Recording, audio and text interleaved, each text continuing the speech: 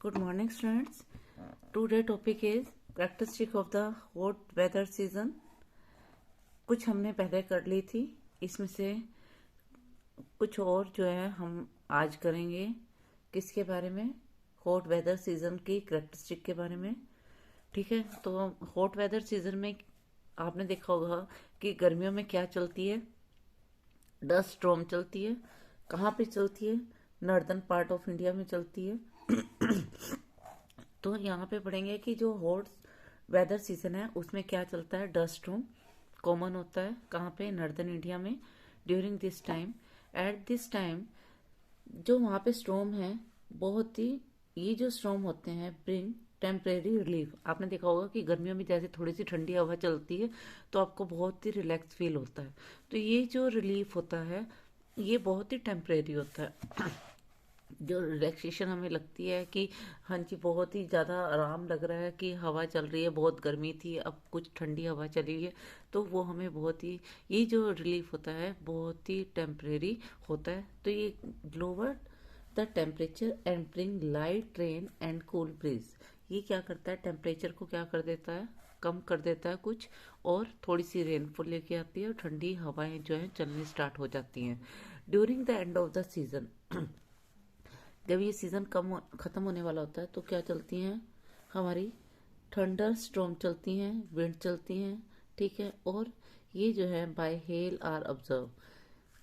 कुछ कभी कभी ऐसा हमें फील होता है कि जैसे ओले वगैरह गिर रहे होते हैं। ठीक है, तो ये कब होता है हमारा? कि जब during the end to this season जो हेल ऑब्जर्व किए जाते हैं वो कब किए जाते हैं?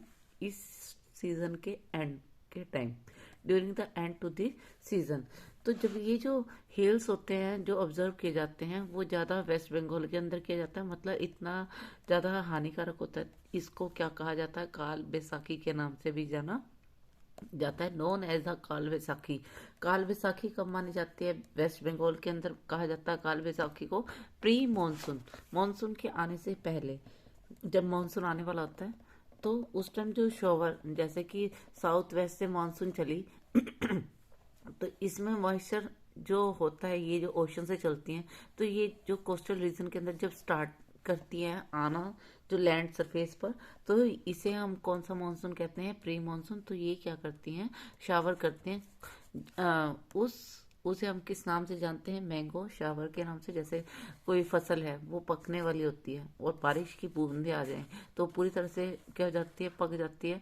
तो उस चीज को यहाँ पर दिया गया है कि प्री मानसून के समय, जब जैसे कि मानसून स्टार्ट होने वाली होती है उस टाइम जो भी बारिश होती है वो एकदम तो सारी बारिश नहीं कर देती है, आगे जाके करती है। तो यहाँ पे जो है शॉवर, उस शॉवर को हम क्या कहते हैं? मानसून मैंगो शॉवर के नाम से जानते हैं।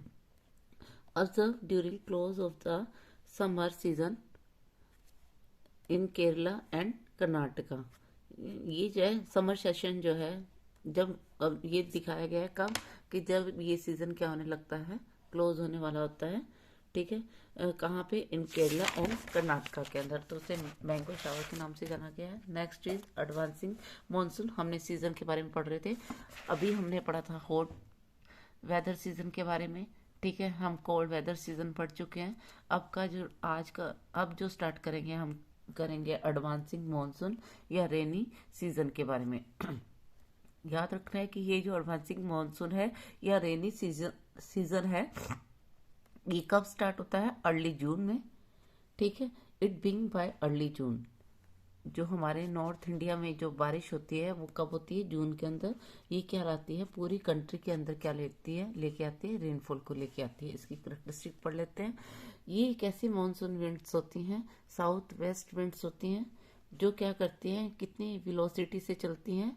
30 किलोमीटर पर आवर। मतलब ये इतनी स्ट्रांग होती है। यहाँ पे लो प्रेशर नॉर्थ इंडिया में है और यहाँ से ये जो विंड चल रही है ये भी बहुत तेजी से चलती हैं और यहाँ पे भी हाई लो प्रेशर है, मतलब टेम्परेचर बहुत ज़्यादा है, जिस कारण से इनकी वेलोसिटी कितने पर आवर होती है, जिसके कारण ये जब टकराते हैं तो रेनफॉल करती है। तो साउथ वेस्ट मानसून जो है उनकी एवरेज वेलोसिटी क्या होती है? 30 किलोमीटर पर आवर होती है। ये क्या करती है? Total change in the weather, ये क्या करती हैं, जब आप ऊपर आते हैं नॉर्थ में तो ये पूरी तरह से क्या कर देती है, वेदर को चेंज कर देती है, और वहाँ पे क्या लाती है, रेनफॉल लाती है।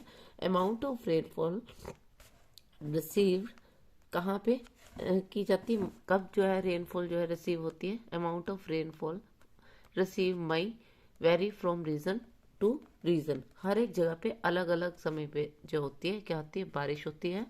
ये जो मॉनसून है ये क्या होती है, ब्रेक इन रेनफॉल। ऐसा नहीं कि बारिश हो गई और कंटिन्यूसली पूरे महीने चलती रही बारिश। क्या होता है कि 15 दिन बारिश हुई, फिर रुक जाती है, फिर बारिश स्टार्ट हो जाती है। तो इसलिए मानसून क्या होता है, मानसून में क्या होता है, ब्रेक होता है। किस चीज में ब्रेक होता है, इन रेनफॉल के अंदर।